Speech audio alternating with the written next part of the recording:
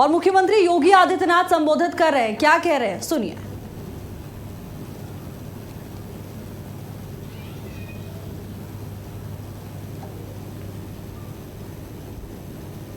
सदस्यों का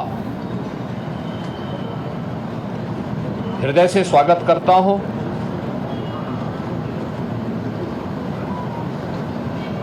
यह सत्र हमारे लिए अत्यंत महत्वपूर्ण सत्र है। वैसे भी विधायिका आम जन की आवाज को शासन प्रशासन तक पहुंचाने का एक महत्वपूर्ण माध्यम होती है।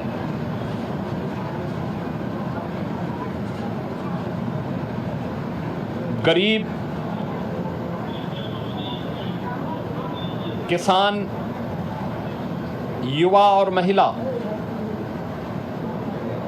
इनसे जुड़े हुए मुद्दों पर चर्चा करने,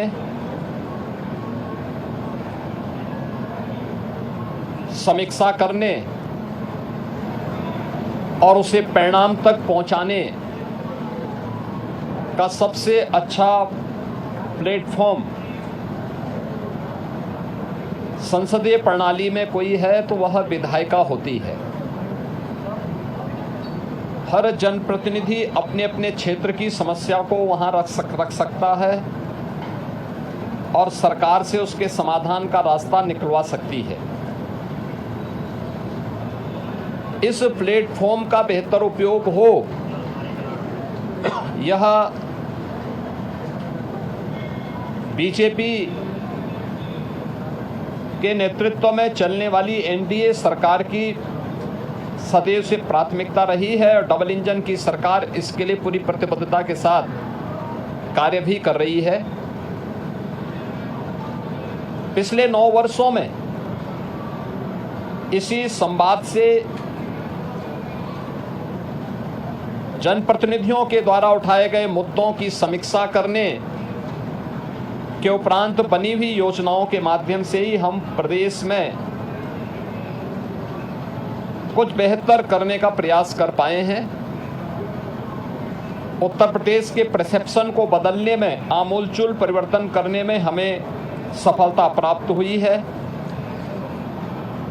उत्तर प्रदेश को देश के बीमारू राज्यों से उभार करके एक रेवेन्यू सरप्लस और इकोनॉमी का ब्रेक थ्रू स्टेट के रूप में प्रस्तुत करने का भी एक अवसर प्राप्त हुआ है।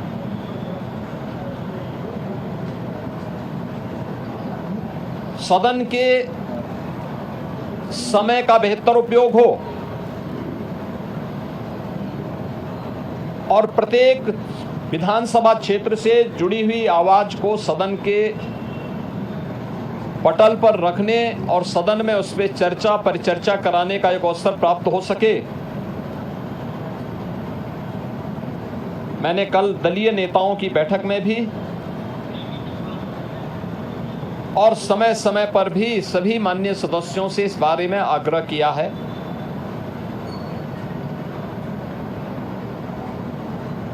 अच्छा होता कि इन मुद्दों पर चर्चा करने की बजाय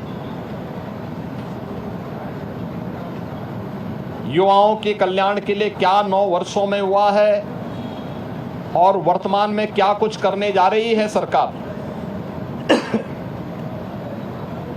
आधी आबादी महिलाओं के सुरक्षा, उनके स्वावलंबन और उनके सम्मान के लिए क्या 9 वर्ष में किया है और आगे क्या करने जा रही है। अन्नदाता किसानों के जीवन में परिवर्तन लाने और उनके चेहरे पर खुशहाली लाने के लिए क्या कदम उठाए गए हैं। इन सभी मुद्दों को लेने के साथ ही गरीबों के कल्याण के लिए वेलफेयर स्कीम ने, डबल इंजन की सरकार ने पिछले 9 वर्ष के अंदर 6 करोड़ से अधिक गरीबों को गरीबी रेखा से उभार करके एक मध्यम वर्गीय श्रेणी में ला करके उनके जीवन में परिवर्तन लाने का प्रयास किया है। उस परिवर्तन का केंद्र बिंदु हमारी विधायिका है। यहाँ नीतियां बनती हैं, उससे पहले चर्चा परिचर्चा होती है,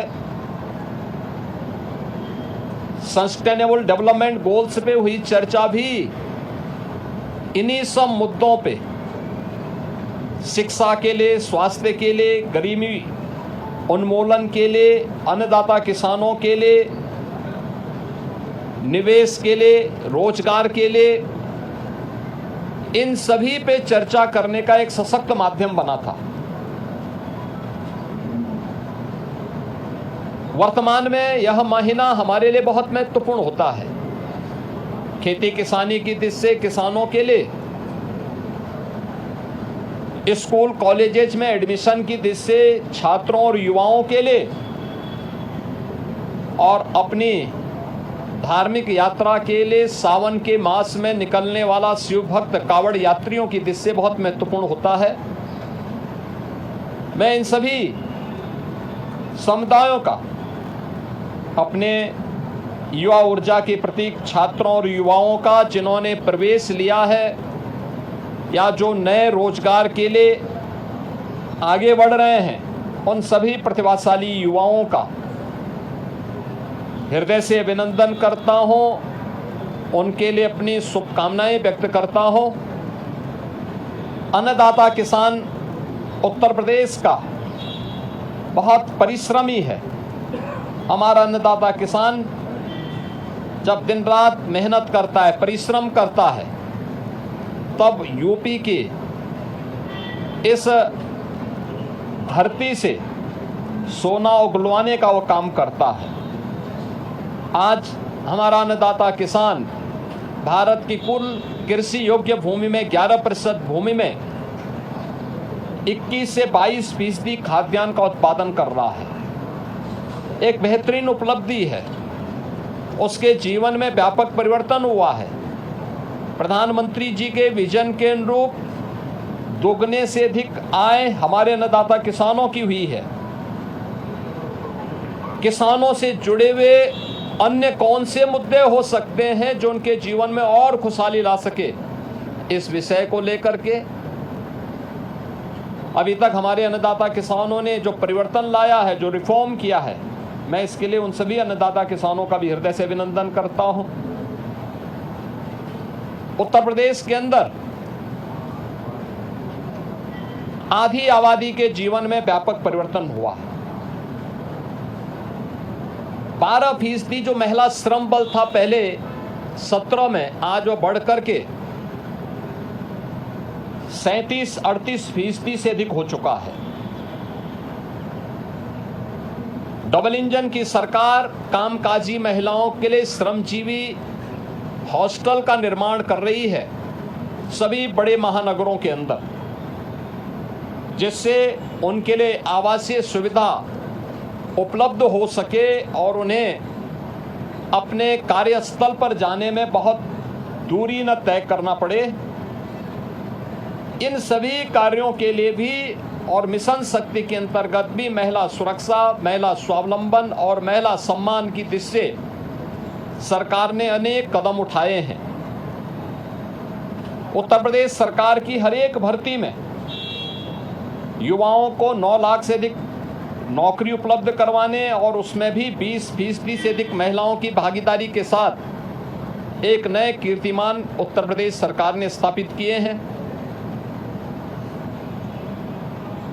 डबल इंजन की सरकार के कारण आज प्रदेश के अंदर ईज ऑफ डूइंग बिजनेस, सुरक्षा और अन्य कारणों से निवेश के लिए बेहतर अवसर प्राप्त हुए हैं।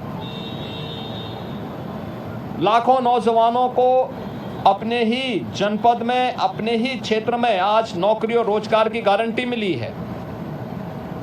परंपरागत उद्यम को प्रोत्साहित करते हुए वन डिस्ट्रिक्ट वन प्रोडक्ट और पीएम विश्वकर्मा जैसी स्कीम ने उनके जीवन में व्यापक परिवर्तन करने के साथ ही करोड़ों नौजवानों के लिए रोजगार के नए अवसर उपलब्ध करवाए हैं।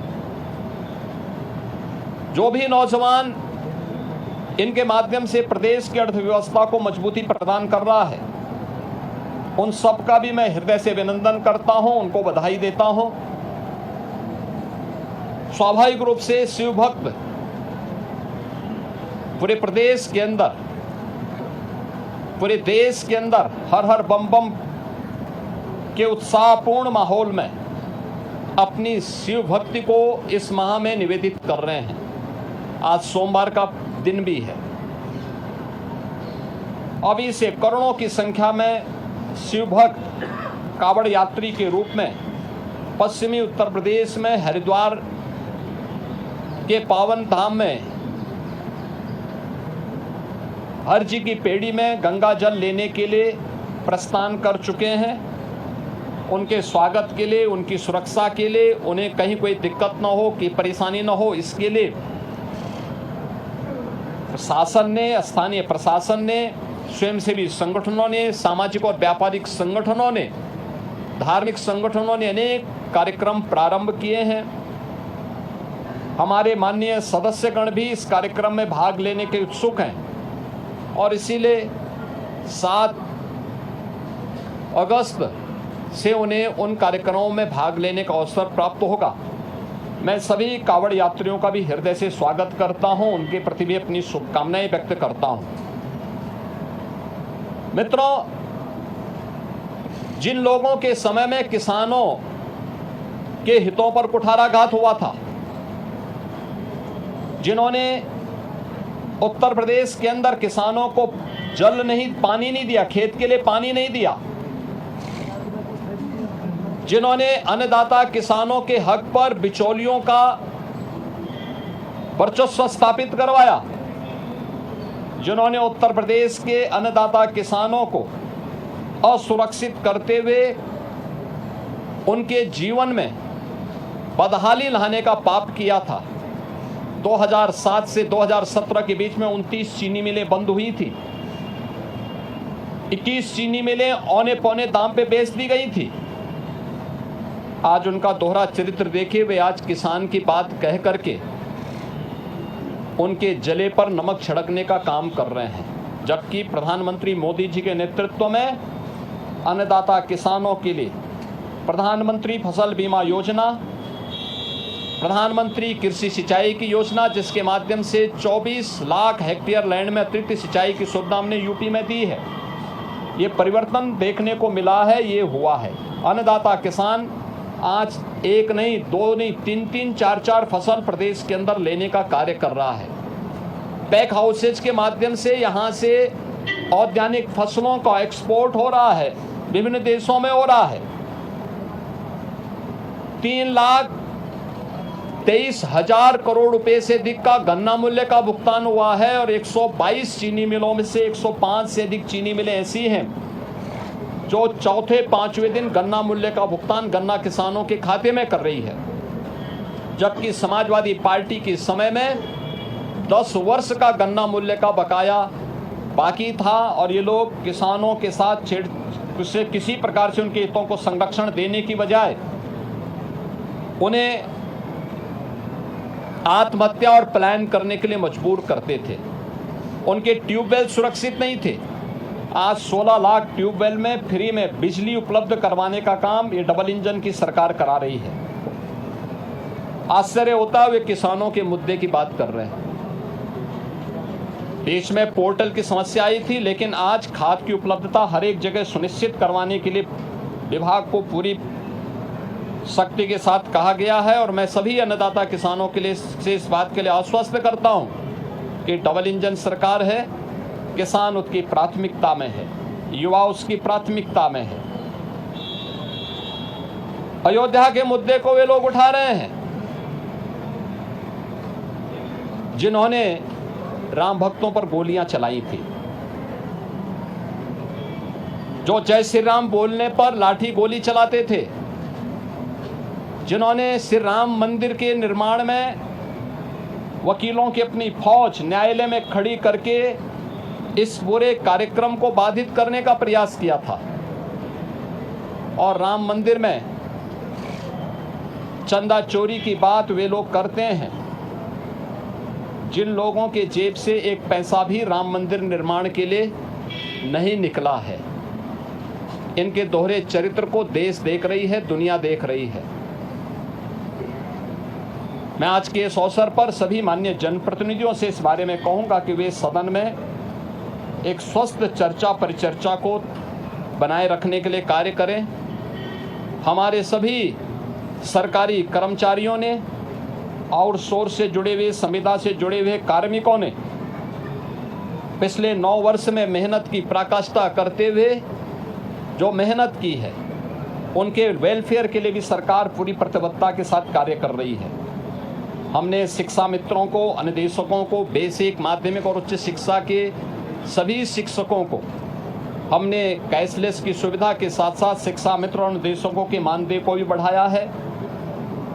और अभी उन सभी तबके के लिए भी सरकार कार्य कर रही है, चाहे आउटसोर्स कमीशन को तत्काल लागू करने की कार्रवाई मेरा मानना है कि अगले एक डेढ़ सप्ताह के अंदर हम उसको लागू करके न्यूनतम मानदेय उनका सुनिश्चित करने जा रहे हैं। इस सरकार की प्रतिबद्धता का हिस्सा है।